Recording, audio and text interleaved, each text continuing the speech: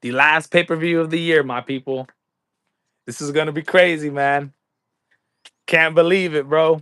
UFC 323, last pay-per-view of the ESPN Plus deal. Honestly, it's pretty crazy. This is gonna be a great card. I'm pretty excited for it. I've seen some people saying, they felt like they weren't, pushing this card out there as good, that they could have, promoted it a little bit better, but it is what it is, man. I really don't think that. I mean, they care about this, of course, but we're going into the Paramount Plus deal, man. And it feels like once this card is over with, once the next week's card is over with, Brandon Ravel, Manel Cop, then we're finally, it's finally going to be time. So I'm hyped up, dude.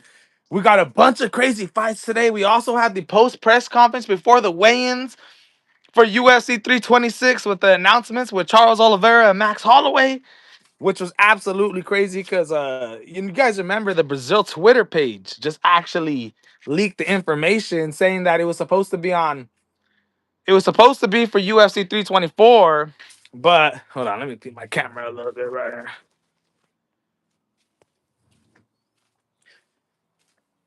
Let's see. Let me see what's up right here.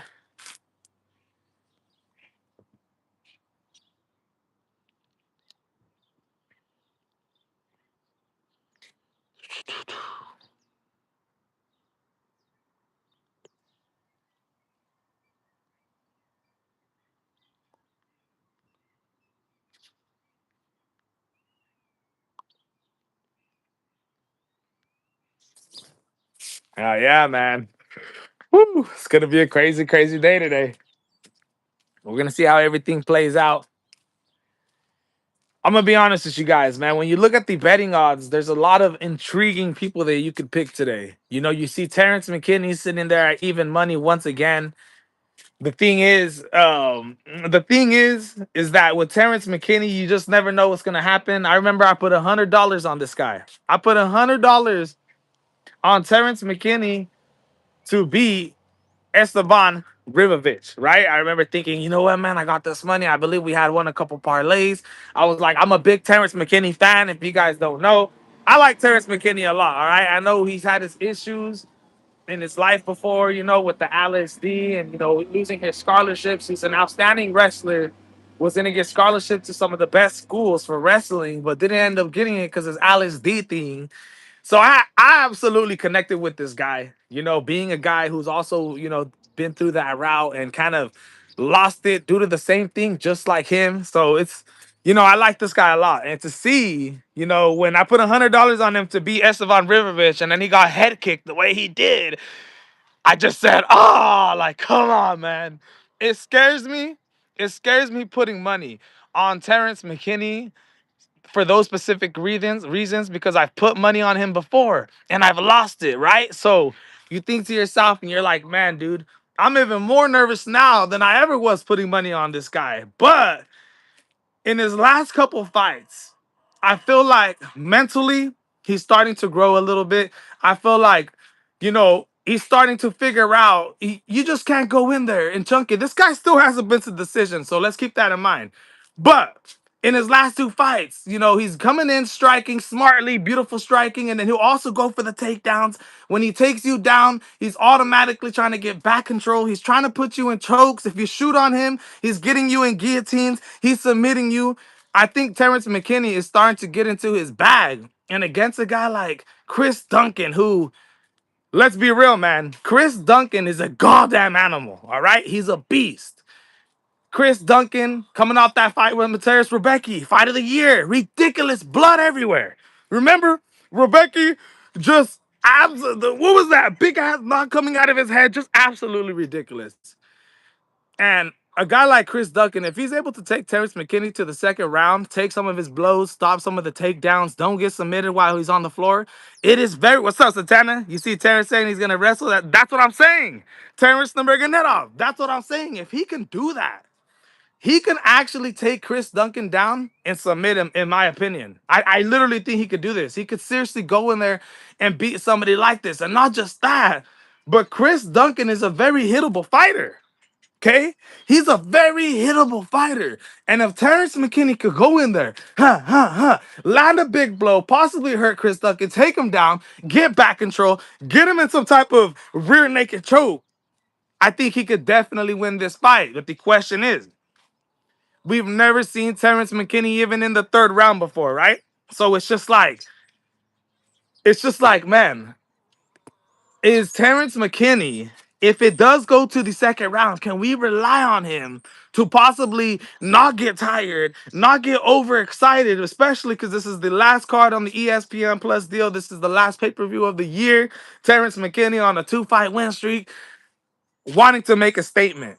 So it's like, I get scared. Tell me if anybody else is scared to put money on Terrence McKinney, but is gonna put money on Terrence McKinney because you're a fan of him, you like him, and you think and you believe that he will be mentally smarter in this fight. Try to get the takedowns against Chris Duncan, and if not, possibly hoping, getting down on my knees that he could survive a second round and not start the second round, get overly excited, his body starts fatiguing, stay mentally focused, go in there, shoot another double leg, push him up against the cage, just get him in a trip, and win another round.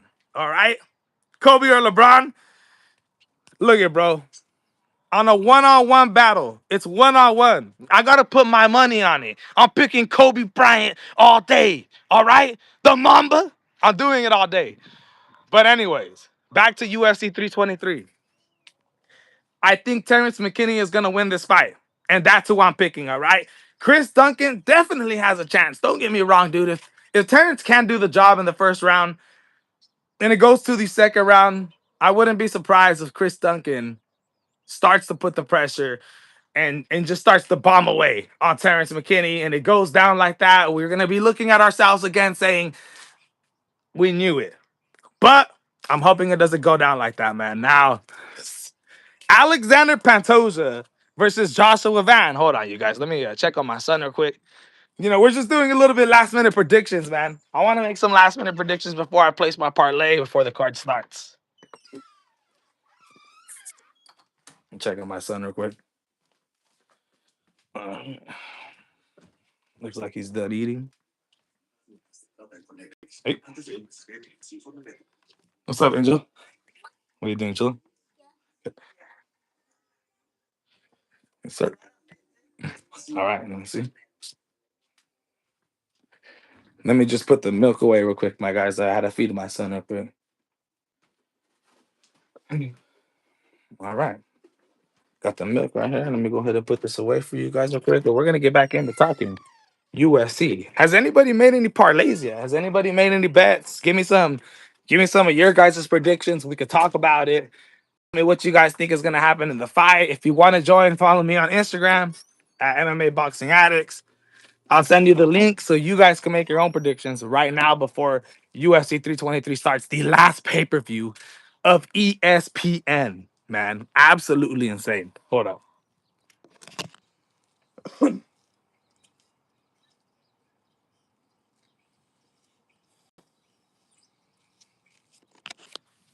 All right, my people. So, like I said, we got Alexander Pantoja, who's going up against Joshua Van next. Now, in this fight, I do believe Joshua Van is the underdog. Am I incorrect? Jalen Turner should get the finish one of the biggest favorites on the card. I know, dude. The- Look, bro, I hope Jalen Turner absolutely goes in there and beats Edson Barbosa up. I hope he destroys him, bro. I hope he goes in there, beats him up. It goes down like that. Jalen Turner, ridiculous advantage when it comes to the height, ridiculous advantage when it comes to the arms. The tarantula. Hopefully he gets it done. But when I look at, his last couple of fights, I just get so scared. I get nervous. And I say to myself, I don't know how this is gonna turn out. But honestly, one thing that I do know is sometimes some fighters in their UFC careers, they go on these losing streaks. You've seen Brandon Moreno, right? Brandon Moreno was the UFC champion, lost it to lost it to Alexander Pantoja, and then ended up losing to Brandon Royval and ended up having to take 9 months off, right? And he said to himself, He felt like he just needed the break, man. You know, he's just fighting too much. It's just too much stress on his body. He felt like he was losing the excitement for it. And I feel like maybe that's what could have went down with Jalen Turner. Maybe this break that Jalen Turner has, maybe this is the best thing that could have happened for him. Maybe Jalen Turner taking this break is gonna come back just like how Brandon Moreno came back when he fought against Amir Albazi, right? And Steve Erceg. It's a completely different thing. He gets the excitement again. You take this, you take this little break. You say you're retired. You see Dustin Poirier talking about it. You know, you're retired and you get the itch because you don't know what to do with your life after MMA. You don't know what to do. And I think it's very possible Jalen Turner experienced that. He comes in here and possibly gets the victory. Yeah, he hasn't looked good in his last fights. We'll see if he fights smart. Yeah, man. I'm hoping it does, though. I'm hoping he gets the win, dude. I'd love to see Jalen Turner get a victory. All right, my friends. Now, go back to Alexander Pantoja versus Joshua Van. Is there anybody out there? Let me know in the comments that thinks Joshua Van is gonna be able to beat Alexander Pantoja today. Let me know. Let me know.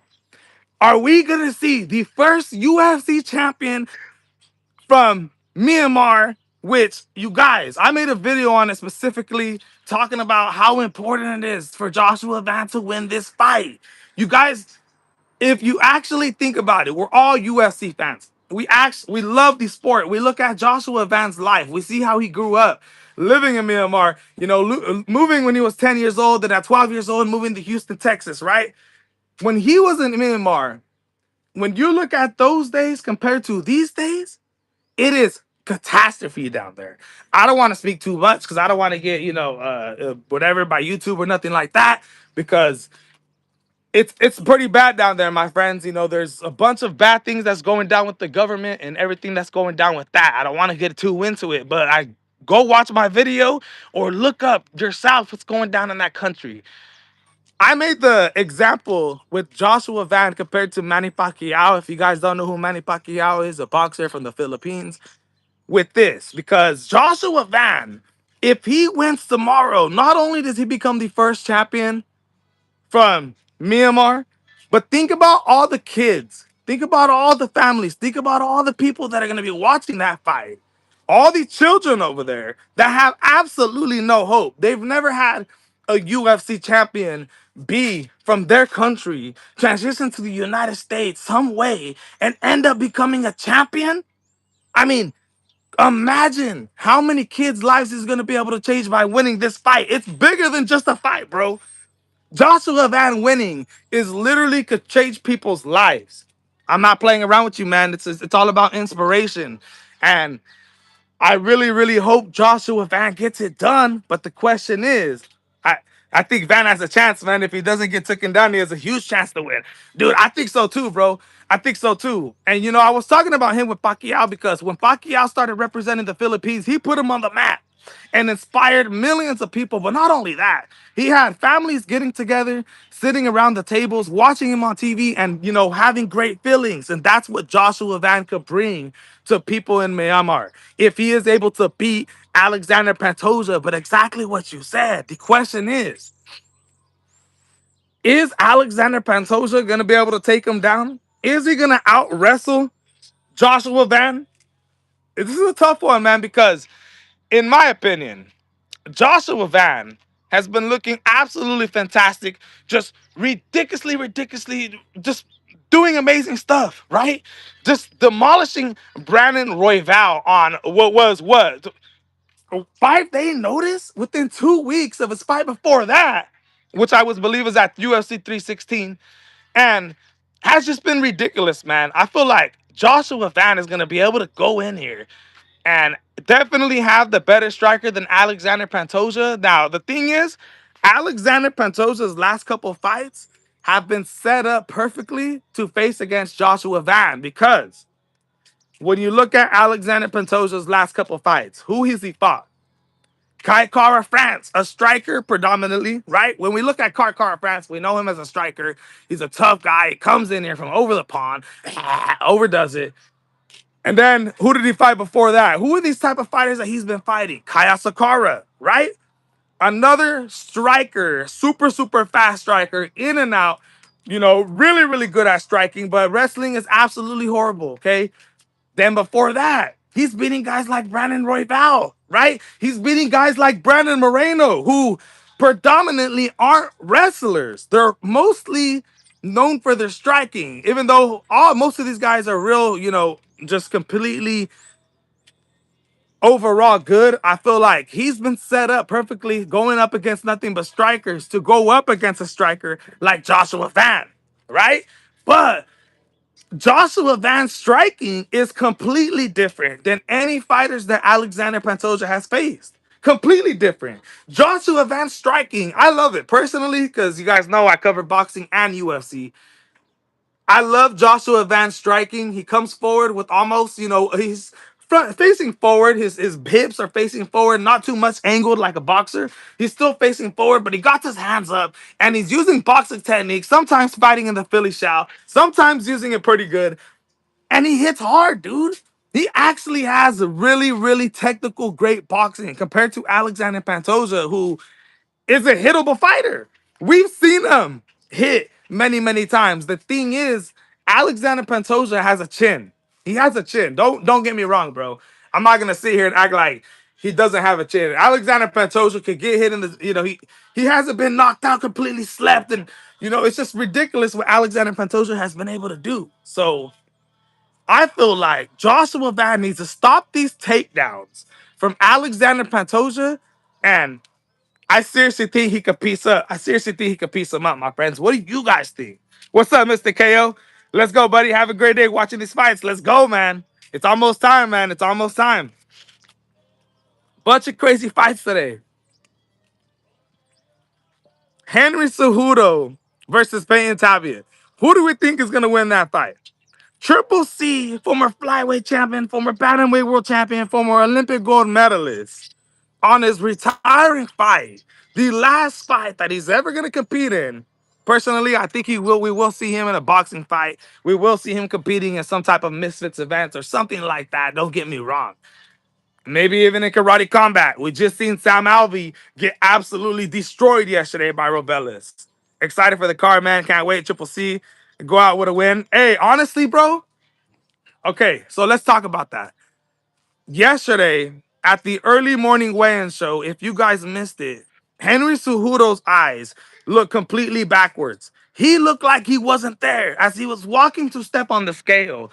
Even DC, even these guys, Chris Weidman, they were talking about it like, oh, Henry Cejudo don't look good. And when if you guys remember, he stepped on that scale. He went like this. He took a blink, and when he unblinked, his eyes were up here. He went, and it looked horrible. It looked horrible, dude. He steps off the scale. And I said to myself, man, I don't know how to completely read that because there's two ways you could look at it.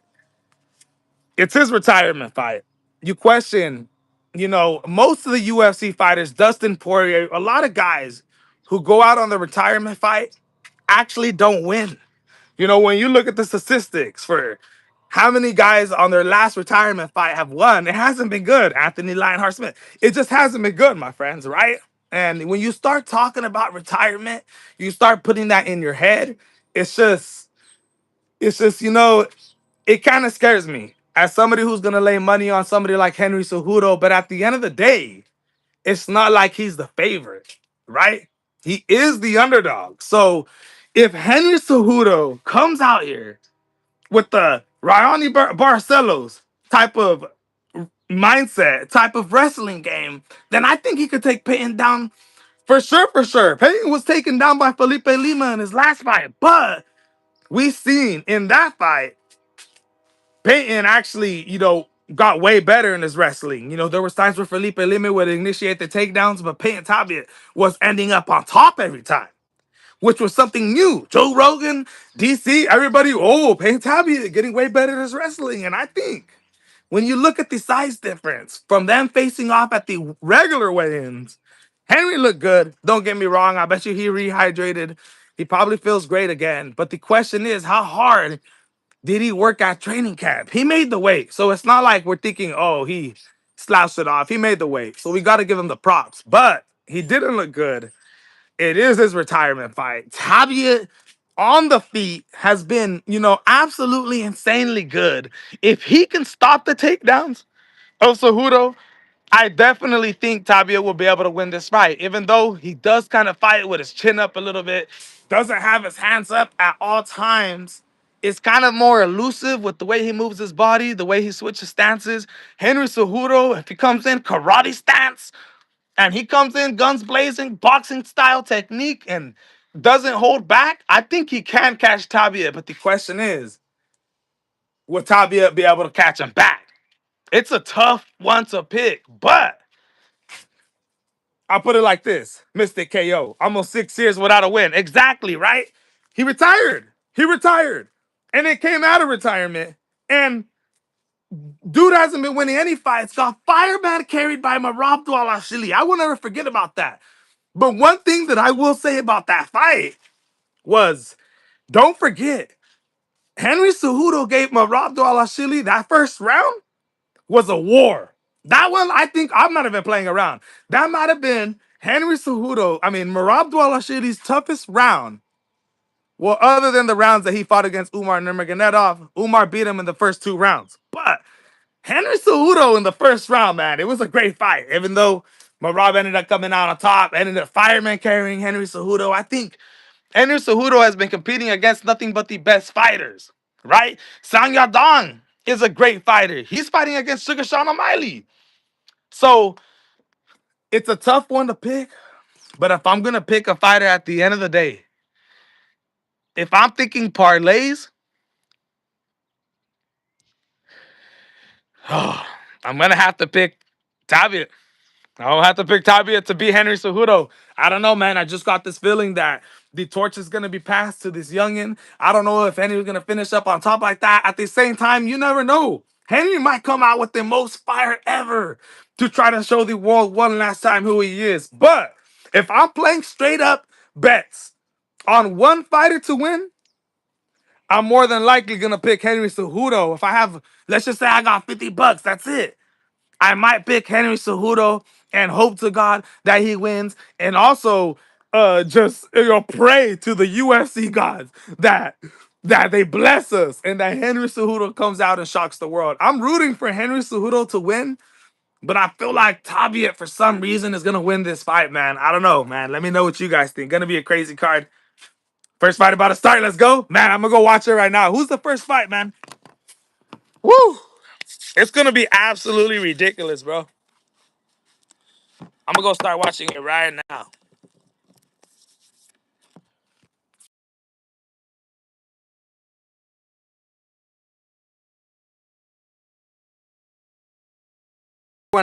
You also got Erislandy Laura fighting against Johan Gonzalez on the co-main event with also Oshaki Foster versus Stephen Fulton. Gonna be a great one. Yeah, Marion Santos versus Muhammad Naev. Dude, that's going to be a great card. That's going to be a great fight. The thing is, Santos missed weight, and that's the second time that he's missed weight. So it gets me interested to see how he's going to come in. He might come in with an advantage, bro. Both fighters are absolutely great. I think Muhammad only has one loss in the UFC, and I say to myself that when I was looking at that's a specific fight, I didn't know who to bet on. I don't know who to pick, bro. I don't know who to pick. Who you picking? Marion Santos? I'll be on for like 10 more minutes, man. I just need about 10 more minutes. Shout out to anybody that's watching right now, man. I usually don't go live, but we're trying to get those live hours up to stay monetized.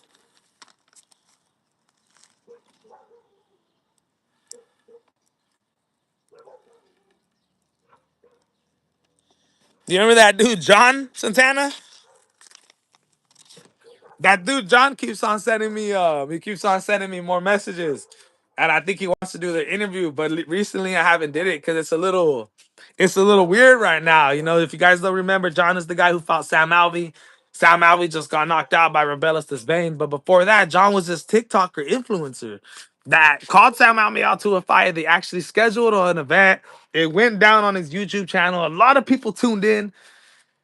And after, I actually get a text from John's manager and they want to do an interview. It's just a weird thing how it happened because I posted a video of John and it went viral on my TikTok.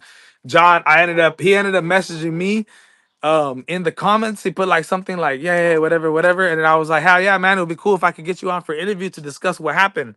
And I think he looks good or what. And he freaking John, the manager ended up texting me like, "Hey, John would love to do an interview with you," but I didn't text him back. Then I get a text from John talking about how he wants to do an interview, and I just don't know about doing it anymore because he's calling out Chris Curtis, but supposedly Chris Curtis scheduled an event for him and John to fight December 31st at the Sean Strickland gym, but John been posting videos of calling that gym, and nobody's been picking up. Nobody's been saying that. They said that there's nobody been scheduled to fight that day. That Chris Curtis never even called them or nothing like that. So I'm like, what? So then I see him making new videos of like fighting other guys now. So I'm gonna, we're gonna wait and see what happens with that, man. I gotta see if if Chris Curtis and everybody's taking him serious, man, because it's kind of sketchy, man. It's kind of sketchy.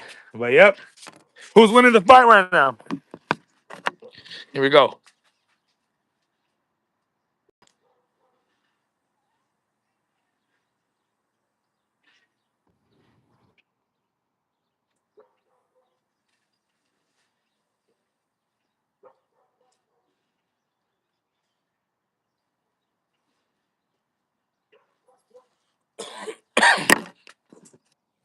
Woo! Hell yeah, man. Let's see. All right, man. I'm gonna have to take off. We're gonna go to watch the UFC fights now and see what's cracking with those, my brothers. I'll see you guys later. Thanks for tuning in.